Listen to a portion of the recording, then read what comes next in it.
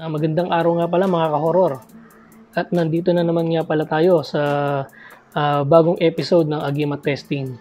Bali sa video ito, no, gusto ko lang ipakita sa inyo yung video ginawa ni Commander Bantugan tungkol dun sa agimat na binigay sa kanya ng matandang nakabisikleta. Gusto kong gawa ng reaction video ito. Actually, marami kasing nagre-request kay Commander Bantugan na bakit daw hindi niya gawan ng sariling content yung mga agimat niya o yung talagang agimat na hawak niya. So yun nga, at pinagbigyan tayo ni Commander Bantugan. Tara mga ka-horror at sabay-sabay nating panoorin ang video ito.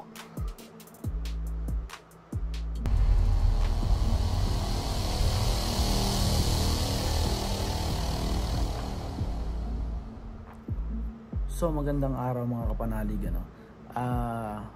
Maraming nagko-comment sa atin sa mga video natin na bakit hindi ko raw subukan naman yung sinasabing aking anting-anting o agimat. So mga kapanalig, may ipapapanood ako sa inyo. Ito mismo ay gamit ko at tinadtad ko talaga ito ng bala. Kasi ito yung pinagkaloob sa akin, ibinigay ito sa akin. Galing ito dun sa matandang nakabisikleta na ikinuwento ko na rin noon dito sa YouTube, no. So yun nga, no, mga ka-horror, no, nadinig naman natin na sinabi ni Commander Bantugan. Maraming request sa kanya na gawan niya ng content itong mga agimat niya. At yun nga ay nanggaling yung gagawin nga niyang yung ginawa nga niyang video na to ay yung agimat na binigay sa kanya ng matandang nakabisikleta. Tuloy natin mga ka-horror. So sinubukan ko ito, tinadtad ko ito ng bala, and then talagang, so sige, panoorin nyo na lang para mas maganda, no. Panoorin nyo na lang at kayo. So grabe, no, tinadtad daw. Ibig sabihin na pintukan nyo ng maraming beses yung agimat na bigay ng matanda na yun. Na rin ang humusga. Kasi laging yung sinasabi, laging may mga nagsasabi dyan na ba't di ko daw subukan yung sarili kong agimat naman, no. Ang purpose lang naman talaga ng ginagawa ko, kaya ako nagsasabi ng na magpasubok sa akin yung mga mag-aanting, kasi pag may magaling, lilimusan ko yun, no, para makuha ko. So yun pala yung isa sa mga dahilan kung bakit nagpapatesting si Commander Bantugan ng mga agimat o anting-anting ng ibang tao. So ibig sabihin kung sakaling may bisa after niyang testing inyong agimat, tinatry niya itong bilhin dun sa nagmamay-ari nito. So siguro depende na rin dun sa nagmamay-ari ng agimat kung gusto niya ibigay kay Commander Bantugan. Lilimusan ko yun, pepresyohan yun. So nangulikta talaga ako ng mga gamit na may bisa. So dahil naman gusto nyo na yung mga nagsasabi na subukan yung aking gamit, so ito ipapapanood ko sa inyo yung video na sinubukan ko yung isang gamit na ipinagkaloob sa akin galing sa matandang nakabisikleta. Mapapanood nyo rin yung kwento nito dito sa YouTube. So napagdesisyonan ko na i-re-upload. So ibig sabihin pala yun galing meron na ring videong nakahiwalay, no, yung kwento tungkol dun sa nagbigay sa kanya ng anting-anting na yun, yung matandang nakabisikleta nga. So para makita nyo yung mismong video na mismo ang aking ipapapanood sa inyo. So tara mga ka-horror at sabay-sabay nating panoorin ang ginawang pag-testing ni Commander Bantugan sa sinasabi niyang agimat.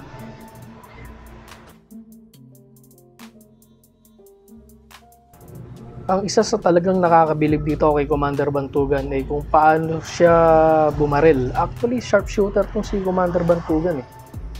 Makikita mo talaga na tinatamaan yung target niya. Tulad nga niyan, ayan, pinapakita nila na yung agimat na sinasabi niya ay tinamaan ng bala. Dito nga ay sinasabi niya na may butas yung lalagyanan, kasi parang may nakalagay dito sa isang lalagyanan na parang maliit na bag na kulay pula. yung agimat niya. At ipinapakita nga niya ron na may tama yung bag na yun. Inulit pa nga ni Commander Bantugan na paputokan yung agimat ng ilang beses at ganun pa rin, chinik nila kung tinamaan ba talaga. Pero confirm, tinamaan nga raw. So sa pagkakataong ito, no, checkin na nila yung laman ng bag na pula, yung mismong agimat kung may tama.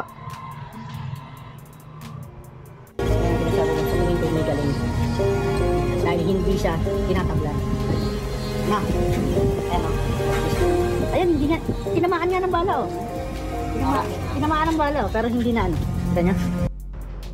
Yun nga mga ka-horror, na matapos niyang tanggalin yung mismong agimat doon sa lalagyanan na kulay pula, ay kinonfirm ni Commander Bantugan na tinamaan talaga yung agimat. Ito pala ay isang panyong puti na may mga nakasulat na parang dasal. At kinonfirma niya rin niya na talagang tinamaan nito ng bala ngunit hindi nabutas. Ngunit sa pagkakataong ito ay tila hindi kumbinsido si Commander Bantugan sa resultang kanyang nakita. Kaya isinalang niya ulit ito sa firing range at dito nga ay tinadtad niya ito ng bala. So yan, makikita naman natin sa video na ilang beses niyang pinutukan at yung huli nga ay tumalsik na ito. Pero nung binuksan niya ay talagang napabilib si Commander Bantugan. Talagang magaling. Magaling talaga. Walang pagkakas. Napakagaling. Ayun. At yan nga mga ka-horror ang ginawang pag-testing ni Commander Bantugan, no, sa sarili niyang agimat. So dito pinaliwanag niya rin naman na kung bakit niya ginagawa yung gantong klase ng pag-testing. Yun nga dahil ito ay bigay lang sa kanya nung matandang nakabisikleta. Sinubukan niya na rin ito noon. At ngayon niya ay sinubukan niya ulit para maipakita lang sa atin na marami kasing nagtatanong nga na bakit hindi raw subukan yung sarili niyang agimat. Tapos yun nga, yung tungkol naman doon sa pag-testing niya ng mga agimat ng ibang antingero, ginagawa niya raw yun